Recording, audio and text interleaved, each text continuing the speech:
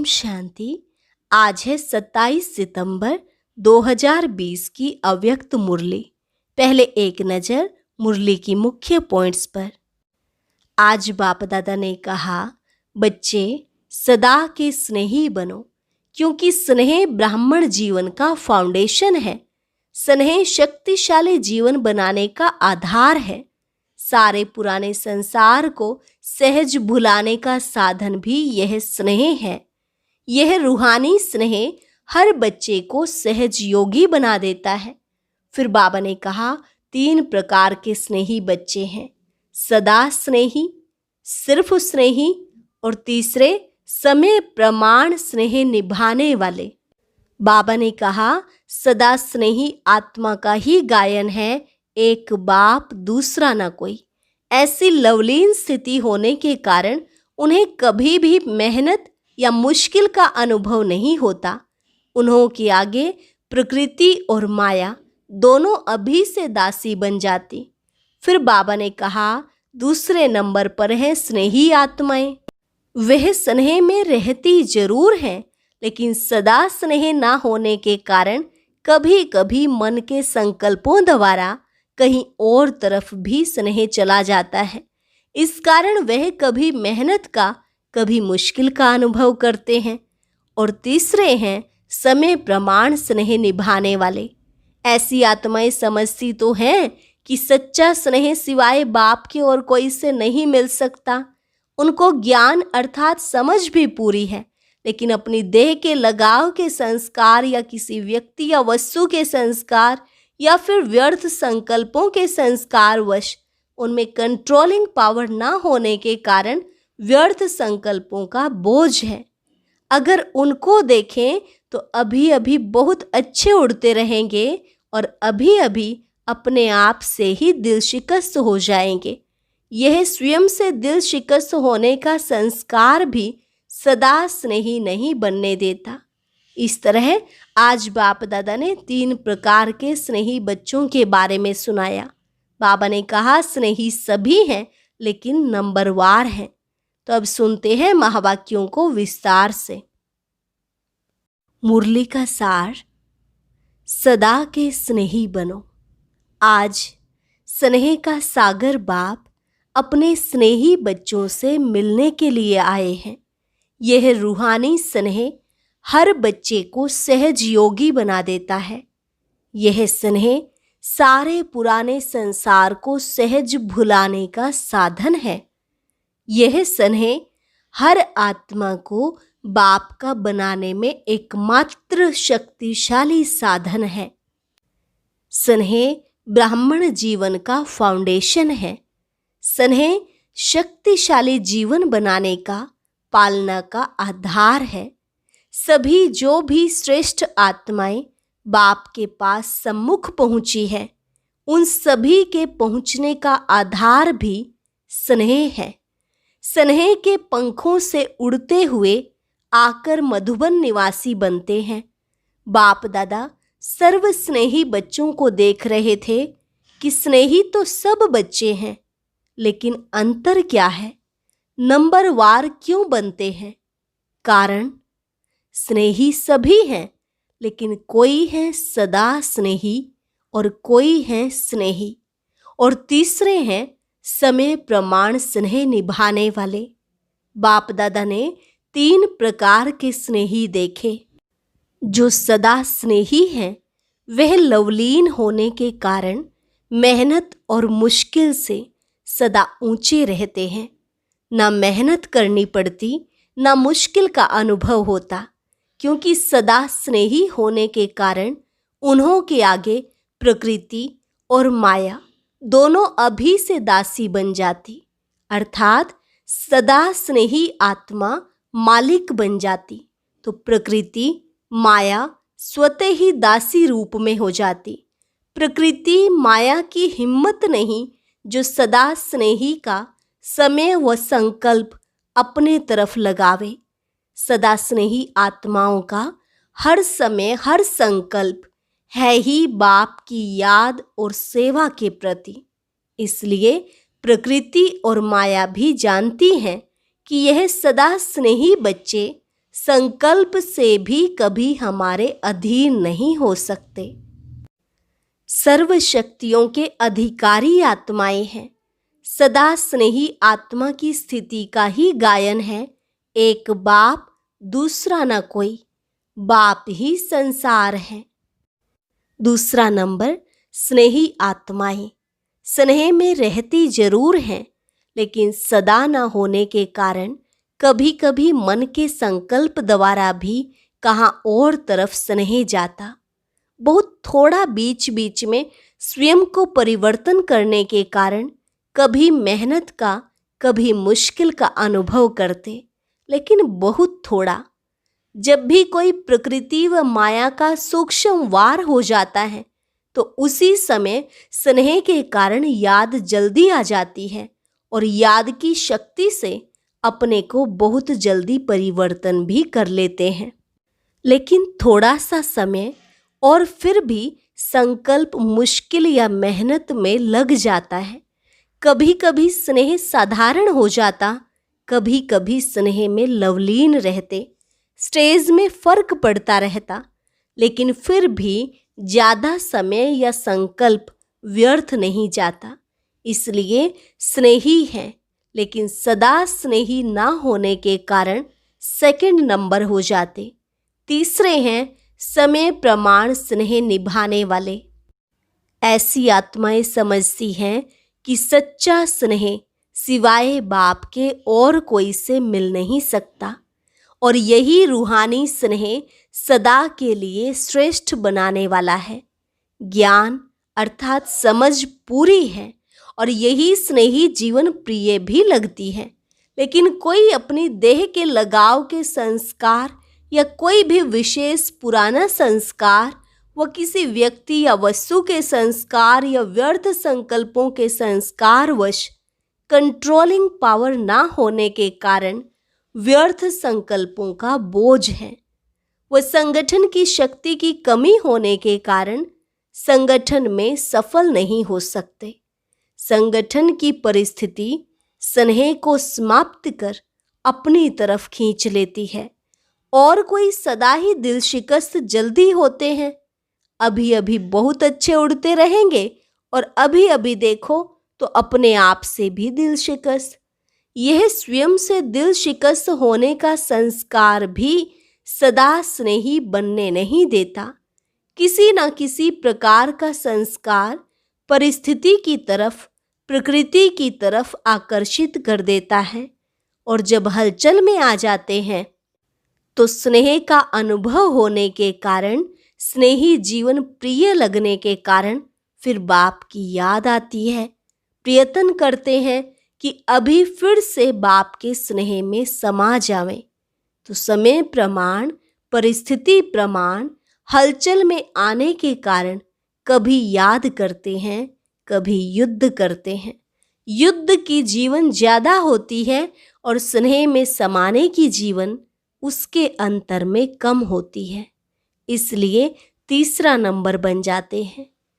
फिर भी विश्व की सर्व आत्माओं से तीसरा नंबर भी अति श्रेष्ठ ही कहेंगे, क्योंकि बाप को पहचाना, बाप के बने, ब्राह्मण परिवार के बने, ऊंचे ते ऊंची ब्राह्मण आत्माएं ब्रह्मा कुमार, ब्रह्मा कुमारी कहलाते। इसलिए दुनिया के अंतर में वह भी श्रेष्ठ आत्माएं हैं, लेकिन संपूर्णता के अंतर में तीसरा नंबर है। तो स्नेही सभी हैं, लेकिन नंबरवार हैं। नंबर 1 सदा स्नेही आत्माएं सदा कमल पुष्प समान न्यारी और बाप की अति प्यारी हैं। स्नेही आत्माएं न्यारी हैं और प्यारी भी हैं, लेकिन बाप समान शक्तिशाली विजयी नहीं है, लवलीन नहीं है, लेकिन स्नेही हैं। उन्हों का विशेष स्लोगन यही है, तुम्हारे हैं तुम्हारे रहेंगे। सदा यह गीत गाते रहते, फिर भी स्नेह है, इसलिए 80% सेफ रहते हैं। लेकिन फिर भी कभी कभी शब्द आ जाता, सदा शब्द नहीं आता। और तीसरे नंबर आत्माएं बार बार स्नेह के कारण प्रतिज्ञाएं भी स्नेह से करते रहते। बस अभी से ऐसा बनना है, अभी से यह करेंगे, क्योंकि अंतर तो जानते हैं ना।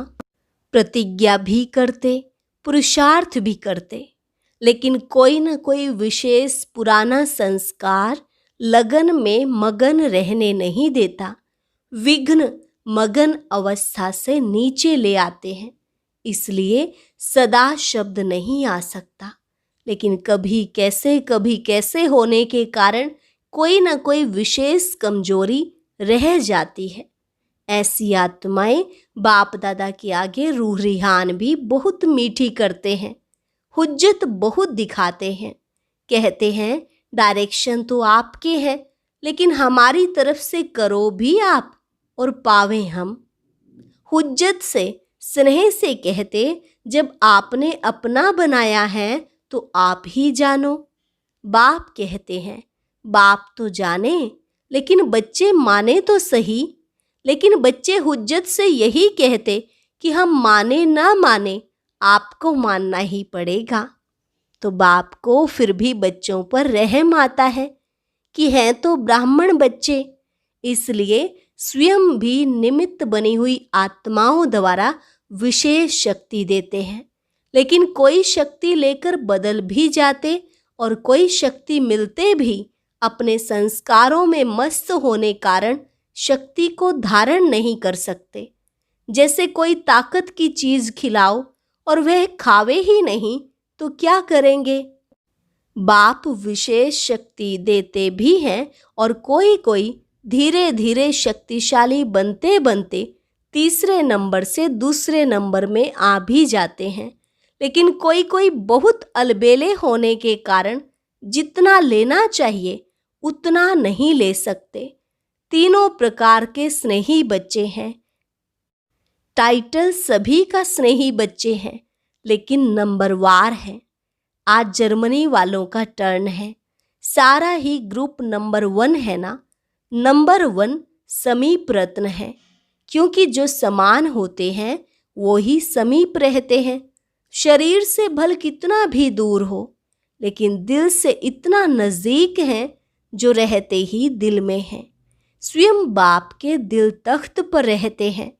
उन्हों के दिल में स्वतः ही बाप के सिवाय और कोई नहीं, क्योंकि ब्राह्मण जीवन में बाप ने दिल का ही सौदा किया है। दिल ली और दिल दी, दिल का सौदा किया है ना।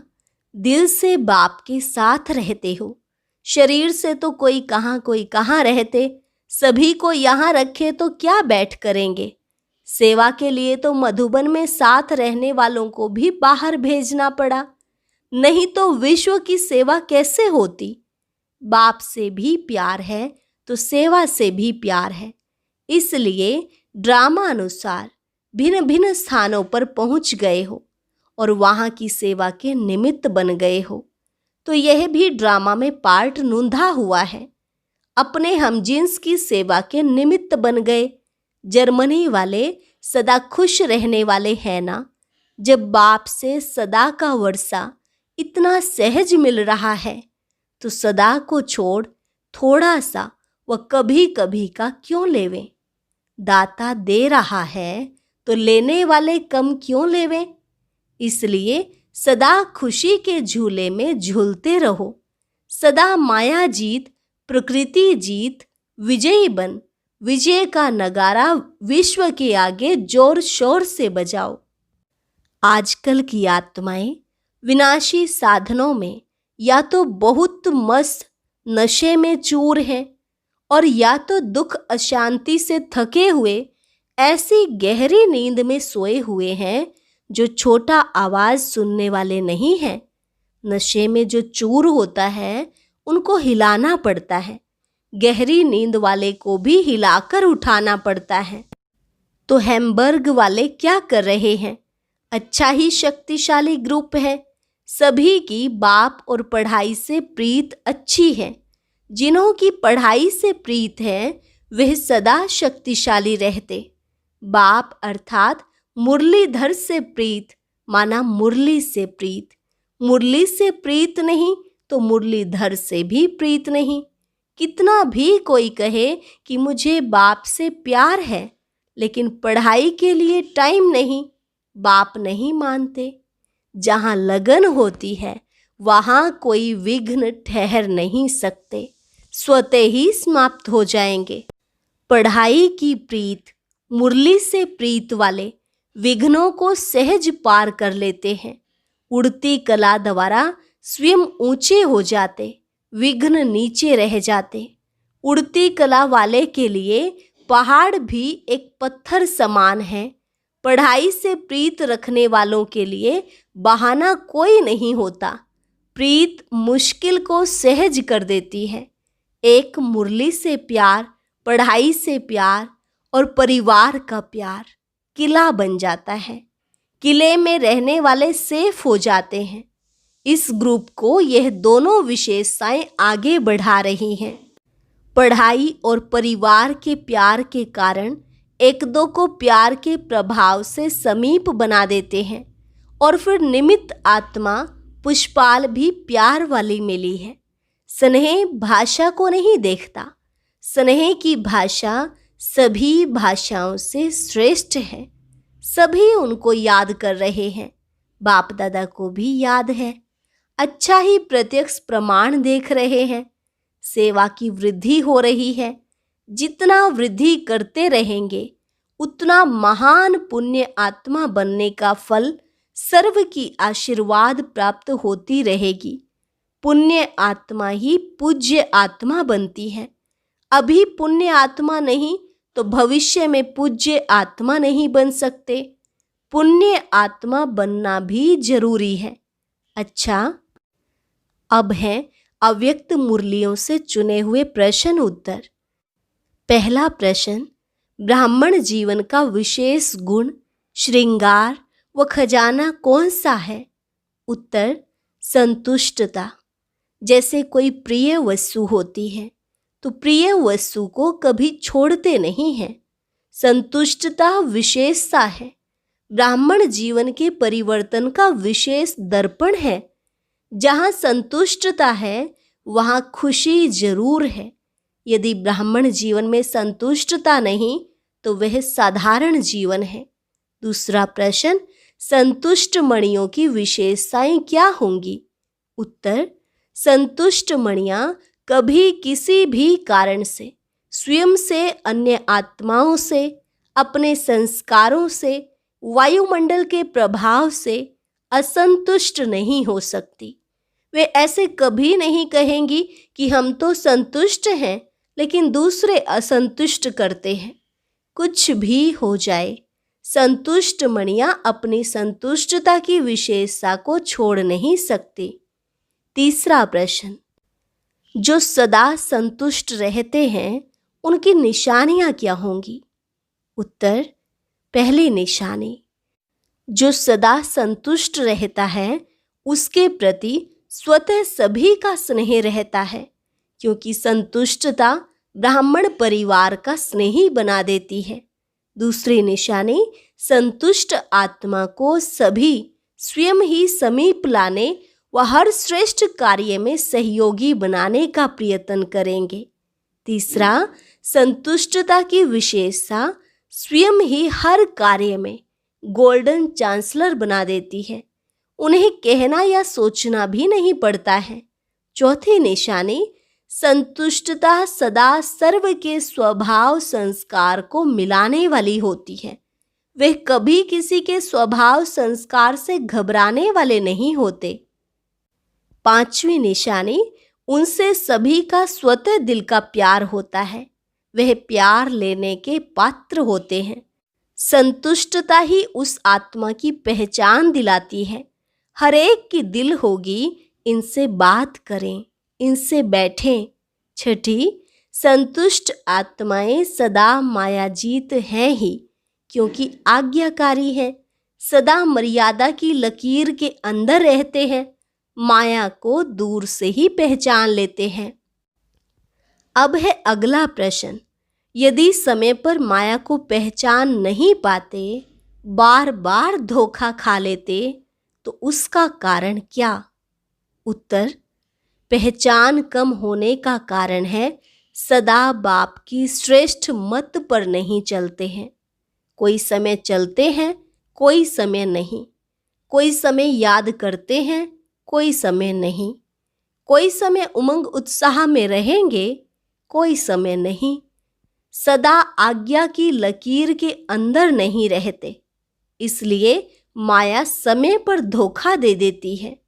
माया में परखने की शक्ति बहुत है। माया देखती है कि इस समय यह कमजोर है, तो उस कमजोरी द्वारा अपना बना देती है। माया के आने का रास्ता है ही कमजोरी। अगला प्रश्न, मायाजीत बनने का सहज साधन कौन सा है? उत्तर, सदा बाप के साथ रहो। साथ रहना अर्थात स्वतः मर्यादाओं की लकीर के अंदर रहना। फिर एक एक विकार के पीछे विजयी बनने की मेहनत करने से छूट जाएंगे। साथ रहो तो जैसा बाप वैसे आप। संग का रंग स्वतः ही लग जाएगा। इसलिए बीज को छोड़ सिर्फ शाखाओं को काटने की मेहनत नहीं करो। आज काम जीत बन गए, कल क्रोध जीत बन गए, नहीं, सदा विजयी। सिर्फ बीज रूप को साथ रखो तो माया का बीज ऐसे भस्म हो जाएगा जो फिर कभी भी उस बीज से अंश भी नहीं निकल सकता। अच्छा, मीठे मीठे सिकिलधे बच्चों प्रति मात पिता बाप दादा का याद प्यार और गुड मॉर्निंग। रूहानी बाप की रूहानी बच्चों को नमस्ते।